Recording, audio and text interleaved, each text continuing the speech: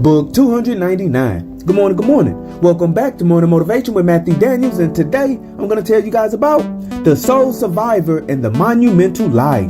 That's right, the sole survivor and the monumental lie. But what is Matthew Daniels talking about? A long time ago, in a kingdom which stood in the midst of many of its enemies, a warrior king set out to conquer the lands to the north of its borders. To enhance his chances at victory, he made a decree amongst his people. In this decree, the warrior king said that all males of fighting age must fight in this upcoming war.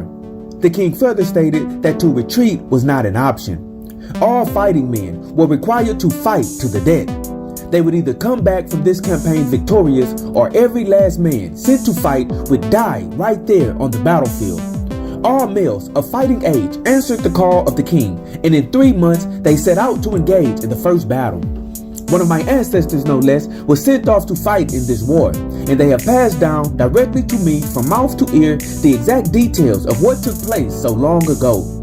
I was told that the fighting was fierce on both sides, but the enemy's army was stronger and more prepared that day. So, my ancestor fought hard, and he was stabbed in his stomach by an enemy, and he fell to the ground thinking that he would die. As he laid there, he slowly went unconscious. My ancestor is not sure how long he was unconscious, but when he came to, he saw that his side had lost the battle, and all of his comrades, from the youngest to the oldest, were dead.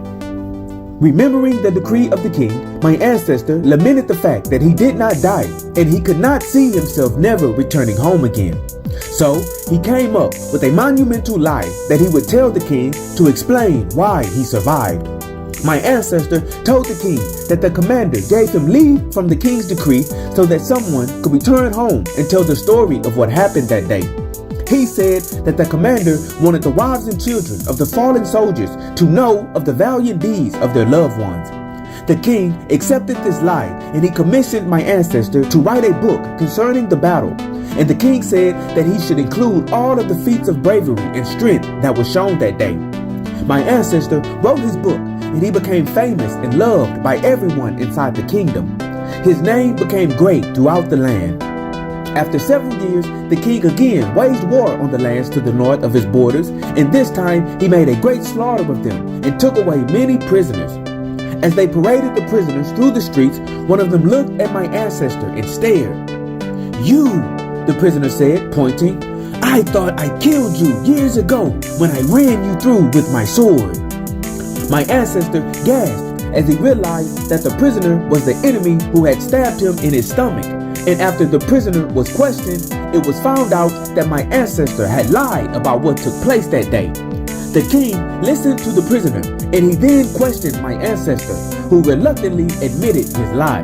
The king shook his head and said, "If you had only told me what really happened about how you survived by luck after being stabbed and knocked unconscious, I still would have allowed you to return home. Also, you still would have been honored as a hero, and I still would have commissioned you to write a book detailing the valiant efforts of our men. However, since you lied in the one point concerning how you survived, nothing else that you have said can be trusted.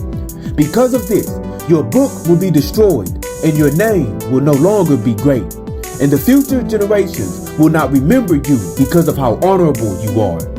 They will instead remember you for being the sole survivor who told a monumental lie." And so, the morning motivation of today is the sole survivor and the monumental lie. It is always better to tell the truth, even if you think that the truth is not honorable nor respectful. Indeed, all humans have shortcomings, and none of us are perfect. So no matter what wrong you may have done, everyone else has done wrong as well. So, if you lie in order to look better, it will come back to haunt you in the end. However, if you tell the truth, no matter what that truth may be, you can face any backlash you might get for it and move on to do and be better. So today, tell the truth and do not lie, and always strive to do that which is good. And remember, you are awesome, you are amazing, you are wonderful, and you are great. And you are going to change the world. I just hope I'm still alive to see it, family. I'm out. Good morning. To order books in the Morning Motivation with Matthew Daniels book series, search Morning Motivation with Matthew Daniels on Amazon.com or visit www.dandyandbigherm.com.